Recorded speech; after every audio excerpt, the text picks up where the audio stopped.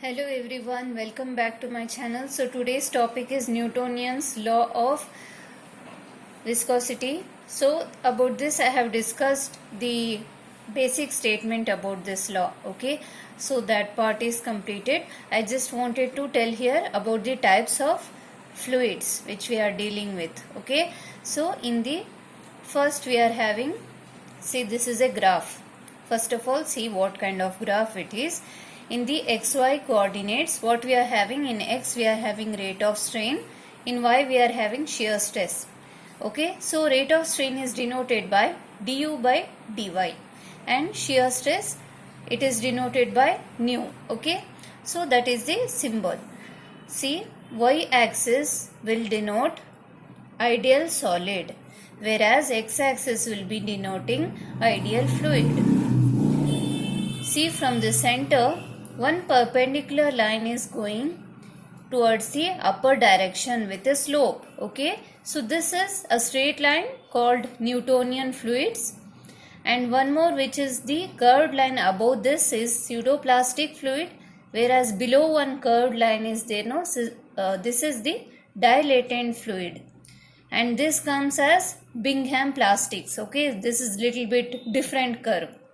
So first we are dealing here, we will see what it is. Okay, so Bingham fluids or plastics. These fluids resist small shear stress indefinitely but flow easily under large shear stresses. See what is happening, only when the shear stress is in large amount or big quantity, the flow will be very easy. So at low shear stress, the viscosity is infinite, and at higher values of shear stress, viscosity decreases with increasing du by dy values or velocity gradient values. See, one will increase means other has to decrease here. That means they are inversely proportional. Okay, so examples for Bingham plastics or Bingham fluids is bread dough, jellies, toothpaste, and some slurries.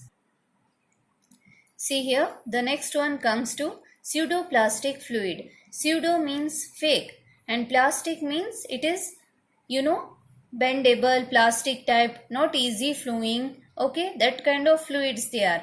See what it is. Okay, so these show a viscosity that decreases with increasing velocity gradient. So du by dy will be increasing and viscosity will be decreasing. Here also it is inversely proportional. These two values are inversely proportional. So examples are most slurries, polymer solutions, blood, solutions of natural gum. These are the examples for pseudoplastic fluids. So last one is third one, that is dilatant fluids. Dilatant fluids. See the spellings and all. Okay, so what are these? Let's see. These show us a viscosity that increases with increasing velocity gradient. See, viscosity will be increasing with the velocity gradient. They are directly proportional. So example is starch suspensions. Okay, starch suspensions is one of the example for this.